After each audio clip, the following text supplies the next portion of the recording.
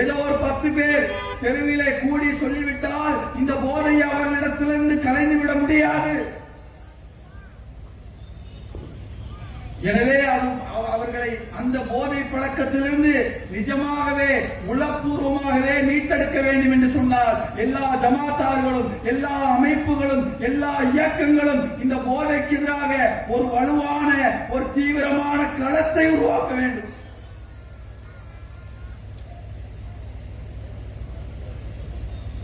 அல்லாஹ் திருமறை குர்ஆனிலே சனிக்கிழமைகளிலே வரம்பு மீறுபவர்களை பற்றி அல்லாஹ் சொல்கிறான். சனிக்கிழமையிலே மீன் பிடிக்க கூடாது என்று அல்லாஹ் ஒரு கூட்டத்தை தடை செய்திருந்தார். ஒரு கூட்டம் என்ன செஞ்சாங்க? அல்லாஹ் தடுத்த தடையை மீறி மீனை பிடித்தார்கள். ஒரு கூட்டம் என்ன செய்தார்கள் தெரியுமா? மீன் பிடிக்க கூடாது என்று அவர்களிடத்திலே சொல்லி மீன் பிடித்தவர்களை போய் தடுத்தார்கள். மூன்றாவதாக ஒரு கூட்டம் சொன்னார்கள், ஏன் அவர்களை போய் தடுக்கிறீர்கள்? அல்லாஹ் அளிக்கின்ற சமுதாயத்துக்கு ஏன் எச்சரிக்கை செய்கிறீர்கள் என்று தடுப்பவர்களை தடுத்தார்கள். அல்லாஹ் சொல்லி காட்டுகிறான், அவர்களை பன்றிகளாக, குரங்குகளாக மாற்றினோம். யாரை தவிர தெரியுமா? யார் நன்மையை ஏவி தீமையை தடுத்தார்களோ அவர்கள் மட்டுமே காப்பாற்றப்பட்டார்கள்.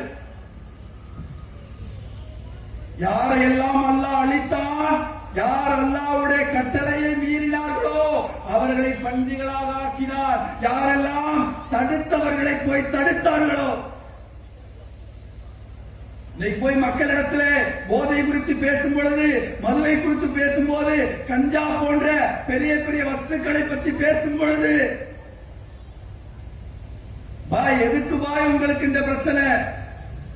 இந்த ஏரியாவுல, இந்த வீதியில எல்லாரும் மதுவிலே அடிமையா இருக்கிறாங்க, எல்லாரும் பெரும் பெரும் போதையை பயன்படுத்துறாங்க. இங்க பேசாதீங்க பாய், இங்க சொல்லாதீங்க பாய், சொன்னா பெரிய பிரச்சனை வரும் பாய். இன்று யார் தடுப்பவர்களை தடுக்கிறார்களோ அவர்களை பார்த்து அல்லாஹ் சொல்லுகிறான், பன்றிகளாக, குரங்குகளாக மாறுங்கள். எனவே அன்புள்ள சகோதர சகோதரிகளே, அல்லாஹ்வுடைய தூதர் சொன்னார்கள், ஒரு தீமையை நீங்கள் கண்டால், உங்களிடத்திலே அதிகாரத்தை அல்லாஹ் கொடுத்திருந்தால் அந்த அதிகாரத்தை பயன்படுத்தி கரத்தால் தடுக்க முடியுமா? கரத்தால் தடுங்கள். அல்லது அடுத்து சொன்னார்கள், நாவால் தடுக்க முடிந்தால், அல்லாஹ்வுடைய தூதர் சொன்னார்கள், நாவால் தடுங்கள். அதுவும் முடியவில்லை என்று சொன்னால் மன